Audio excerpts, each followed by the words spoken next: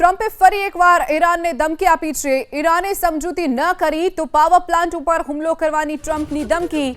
એક સાથે અનેક પાવર પ્લાન્ટ તબાહ કરી નાખીશું તેવી વાત ડોનાલ્ડ ટ્રમ્પે કરી છે। ટ્રમ્પે ફરી એક વખત ઈરાનને ધમકી આપી છે અને ધમકી આપતા કહ્યું કે જો ઈરાન અમારી વાત સાથે સહમત નહીં થાય, સમજૂતી નહીં કરે તો એક સાથે અનેક પાવર પ્લાન્ટને નિશાન બનાવવામાં આવશે। અમેરિકી સૈનિકો પાવર પ્લાન્ટને નિશાન બનાવી અને તબાહ કરી નાખશે તેવી વાત ડોનાલ્ડ ટ્રમ્પે કરી છે।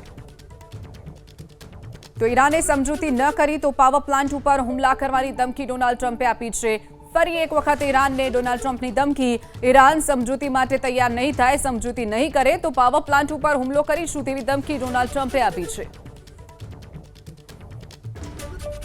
તો આ તરફ અમેરિકન પ્રમુખ ડોનાલ્ડ ટ્રમ્પે ભારતીય સમય મુજબ સવારે 6:30 વાગ્યે રાષ્ટ્રજોગ સંબોધન કર્યું હતું। ઇઝરાયલ સાથે મળીને ઈરાન પર હુમલા શરૂ કર્યા ને 1 મહિનાથી વધુ સમય વીતી ગયો છે, ત્યારે આ તેમનું પહેલું મોટું ભાષણ હતું। ટ્રમ્પે સ્પષ્ટ કર્યું કે અમેરિકા આગામી અઠવાડિયામાં ઈરાન વિરુદ્ધ પોતાના સૈન્ય અભિયાનને વધુ તેજ કરશે। ભલે પડદા પાછળ વાતચીત ચાલુ રહી હોય, પણ અમેરિકા ઈરાનના તેલ ઇન્ફ્રાસ્ટ્રક્ચર અને પરમાણુ મથકો ઉપર ગમે ત્યારે હુમલો કરી શકે છે। 20 મિનિટના સંબોધનમાં ટ્રમ્પે હોર્મુઝની ખાડીને બ્લોકેજ અંગે પણ મહત્વનું નિવેદન આપ્યું હતું। ટ્રમ્પ અનુસાર અમેરિકાના હોર્મુઝ સ્ટ્રેટમાંથી તેલ લેતું નથી, અમને કોઈ જરૂર હોર્મુઝની નથી। જે દેશોને હોર્મુઝથી તેલ મળે છે તેમણે તે રસ્તાનું ધ્યાન રાખવું જોઈએ તેવી પણ વાત ડોનાલ્ડ ટ્રમ્પે કરી છે।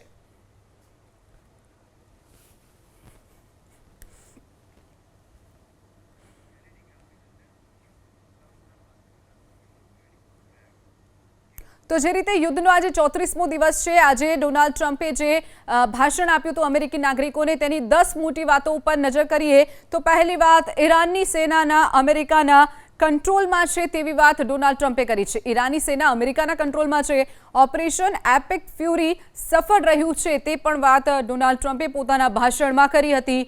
ત્રીજી મોટી વાતની વાત કરીએ તો ડોનાલ્ડ ટ્રમ્પે એમ પણ કહ્યું છે ઈરાન સામે એપિક ફ્યુરી હજુ પણ ચાલુ રહેશે। જે એપિક ફ્યુરી અત્યારે ઈરાન ઉપર યુદ્ધ ચાલી રહ્યું છે તેને નામ આપવામાં આવ્યું છે। ઈરાનની નૌસેના, વાયુસેના બરબાદ થઈ ગઈ છે, તબાહ થઈ ગઈ છે તેવો દાવો પણ ડોનાલ્ડ ટ્રમ્પે કર્યો છે।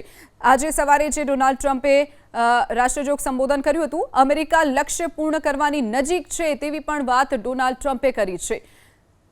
તો ડોનાલ્ડ ટ્રમ્પે જે મહત્વના મુદ્દાઓની જે વાત કરી છે તેની ઉપર નજર કરી રહ્યા છે।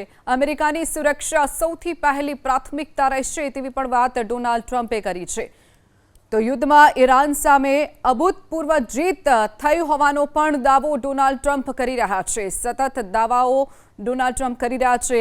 ઈરાનમાં સત્તા બદલી, આતંકી શાસન ખતમ કર્યું હોવાનો પણ ડોનાલ્ડ ટ્રમ્પે પોતાના ભાષણમાં દાવો કર્યો છે। અમેરિકાને હોર્મુઝ ખાડીની જરૂર નથી, જે દેશોને હોર્મુઝ ખાડીની જરૂર હોય તે જાતે જ લડે અને હોર્મુઝને સુરક્ષિત રાખે।